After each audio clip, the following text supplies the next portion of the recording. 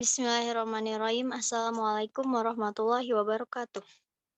Kami perwakilan dari kelompok satu Sejarah Peradaban Islam yang akan menjelaskan tentang dinasti-dinasti kecil di barat dan di timur Baghdad yang akan dijelaskan oleh saya sendiri Hafsyah Nur Fadila dan dua rekan saya Anissa Sadiah dan Farida Nahwa Firdaus. Kepada Farida Nahwa Firdaus, waktu dan Zoom saya persilahkan. Cara munculnya dinasti kecil Timur dan Barat Baghdad. Akibat munculnya dinasti-dinasti kecil di Timur dan Barat Baghdad ini adalah akibat dari strategi dominatif Imperium Abbasiyah. Strategi ini hanya berlangsung mulus dalam 3 abad masa pemerintahannya. Strategi ini lebih menekankan kepada pembinaan peradaban dan kebudayaan daripada politiknya. Dinasti kecil di bagian barat Baghdad yang pertama ada dinasti Idrisiyah pada tahun 789 sampai 926 Masehi. Dinasti ini didirikan oleh seorang penganut Syiah yaitu Idris bin Abdullah pada tahun 172 Hijriah atau 789 Masehi. Dinasti ini merupakan dinasti Syiah pertama yang tercatat dalam sejarah, kemudian memasuki daerah Maroko. Dinasti Idrisiyah ini namanya dinisbahkan kepada pendirinya yaitu Idris I yang kemudian berhasil menjadikan Fez sebagai pusat pemerintahan. Ada dua kemungkinan mengapa dinasti ini bisa dikatakan kokoh dan kuat. Yang pertama adanya dukungan yang sangat kuat dari bangsa Barbar, kemudian letaknya yang jauh dari dinasti Abbasiyah sehingga sulit untuk ditaklukkan. Nah, kemudian pada masa kekuasaan Muhammad bin Idris, wilayah pemerintahannya dibagikan kepada 8 orang saudaranya. Untuk kemajuan pada dinasti ini, yaitu penyebaran Islam yang sangat mudah, kemudian memiliki pertahanan dan keamanan yang sangat kokoh, kemudian membangun Masjid Fatimah dan Universitas Kairuan, juga berhasil mengembalikan Fez menjadi pusat pemerintahannya. Kemudian yang kedua ada dinasti Aglabi pada tahun 184 Hijriah atau 800 Masehi. Dinasti ini didirikan oleh Ibrahim bin Aglab. Beliau merupakan pegawai kurosan tentara Bani Abbasiyah pada tahun 179 Hijriah atau 795 Masehi. Dinasti ini merupakan tonggak terpenting dalam konflik berkepanjangan antara Asia dan Eropa di bawah pimpinan Ziyadatullah I yang memperebutkan Sisilia dari Bizantium kemudian berhasil dikuasai pada tahun 902 Masehi.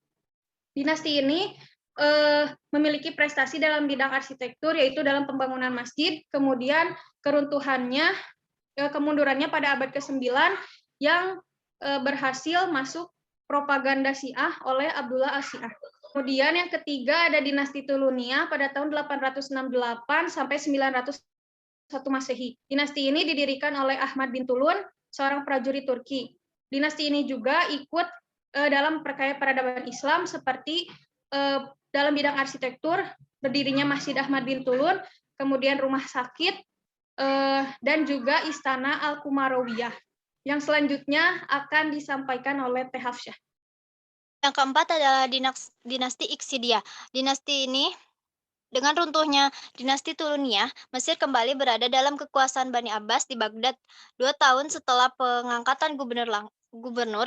Langkah Muhammad Ibnu Takhij mengikuti langkah Abu Ibnu Tulul dengan menganeksasikan Syam dan Palestina ke wilayahnya. Dan setelah wafatnya Muhammad Ibnu Takhij al-Iksidiyah diteruskan kepada 4 orang cucunya. Yang pertama ada Abu Al-Qasim Nuhur Ibnu Muhammad, yang kedua ada Abu Hasan Ali Ibnu Muhammad, yang ketiga ada Kofur al-Iksidiyah, dan yang keempat ada Abu Al-Fawaris Ahmad Ibnu Ali.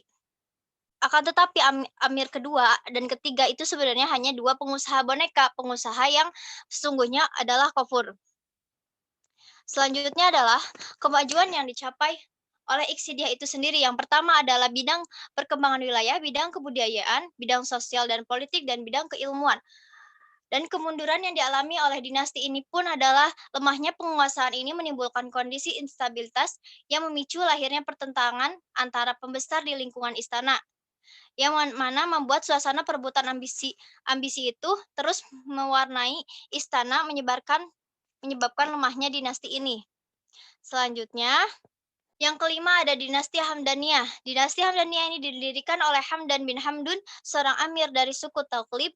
Hamdan bin Hamdun memiliki dua orang putra yang berkuasa pada masa perintahan dinasti Abbasiyah, yakni Al-Husain yang merupakan panglima perang di kemiliteran Abbasiyah dan Abu Hayhaj Abdullah yang diangkat menjadi gubernur Mosul oleh Khalifah Al-Muqtafi pada tahun 905 Masehi. Pada saat wilayah kekuasaan dinasti Hamdaniyah pun, dua daerah yang cukup strategis yaitu wilayah Mosul dan wilayah Hab, di mana wilayah ini terkenal sebagai pelindung kesusastraan Arab dan pengetahuan ilmu yang sangat tinggi. Selanjutnya, kemunduran yang terjadi pada masa ini ada 4, yaitu hilangnya kepercayaan dan simpati masyarakat. Yang kedua, kembali bangkitnya kekuasaan Bizantum. Yang ketiga, beberapa wilayah Hamdaniyah menjadi sasaran ekspansi. Dan yang terakhir, penyerangan yang dilakukan kaum Fatimiyah yang menyebabkan pemimpin Hamdaniyah ketika itu. Dan masalah yang muncul pada pemerintah ini adalah Hamdan bin Hamdun pernah ditangkap oleh pemerintah Syiah karena terindikasi melakukan tindakan pemberontakan. Diketahui Hamdan beraliansi dengan kaum Khawarij yang terkenal sebagai kaum pembangkang dalam Islam. Yang selanjutnya akan dijelaskan oleh rekan saya yaitu Anissa Sadiah. Kepada Anissa Sadiah dipersilakan. Selanjutnya ada dinasti-dinasti Baghdad, dinasti-dinasti bagian timur Baghdad. Kemudian di sini ada berdirinya dinasti bagian timur Baghdad. Tahiriyah adalah salah satu dinasti yang muncul pada masa Daulah Abbasiyah di sebelah timur Baghdad, berpusat dengan ibu kota Naisabur. Dinasti ini didirikan oleh Tahir bin Husain pada 205 Hijriah sampai 821 Masehi. Dinasti-dinasti ini kecil. Berikut adalah dinasti yang berdirinya di timur dinasti Tahiriyah. Kemudian yang pertama yaitu ada dinasti Tahiriyah. Dinasti ini merupakan yang pertama mendirikan sebuah negara semi-independen di sebelah timur Baghdad. Beliau berhasil memimpin belantara Razaliyah untuk melawan Al-Amin. Kemudian yang kedua ada dinasti Safariyah. Dinasti Safari ini didirikan oleh Yakub bin Lais al-Safar yang berkuasa antara Tahub. Gubernur Sajistan telah mempercayai wilayah itu untuk dipimpin oleh Yakub. Akhirnya dinasti Samaniyah memperoleh wilayah yang cukup luas. Khalifah Al-Mu'tamad menaklukkan Safari yang dipimpin oleh Yakub bin Lais al-Safar. Kemudian beliau telah menantang Khalifah karena menuntut kemerdekaan di wilayahnya. Kemudian Sanjista ini mempercayai wilayah itu untuk dipimpin oleh Yakub. Akhirnya dinasti Samaniyah yang memperoleh wilayah yang cukup luas untuk memperluas wilayahnya kekuasaan hingga berhasil menaklukkan Black, Tabaristan, dan Kabul. Oleh karena itu, Khalifah Al-Mu'tamad menaklukkan Safari yang dipimpin oleh Yakub bin Lais al-Safar. Kemudian setelah meninggal, Yakub digantikan oleh saudaranya yaitu Ahmad bin Al-Laits. Kemudian atas bantuan Ismail, Ahmad Al-Samani ini, Khalifah Baghdad berhasil menangkap Amr bin Lais, kemudian ia dipenjara di Baghdad hingga meninggal pada zaman Khalifah. Atas dasar hukum itulah, Khalifah menjadikan dinasti Samani sebagai penguasaan Khurasan. Kemudian yang ketiga yaitu ada dinasti Samaniyah. Samaniyah merupakan keluarga dari Traksosianan dan Persia. Pendirinya adalah Nasar bin Ahmad yang berhasil merebut Khurasan dari dinasti Safaria pada tahun 900 Masehi. Kekuasaan ini berangsur telah diambil juga oleh budak Turki, yang justru merupakan golongan yang sering diadili oleh penguasaan Samaniyah. Salah satu wilayah Samaniyahnya yaitu selatan Oksus, perlahan-lahan dicaplok oleh dinasti Ghaznawi yang berkuasa di bawah pimpinan salah satu budak Turki. Kemudian yang keempat ada Ghaznawiyah. Dengan Ghaznawiyah ini, kebangkitan dalam Ghaznawiyah ini menunjukkan kemenangan orang Turki yang melawan Iran dalam perjuangan merebut posisi tertinggi di dalam Islam.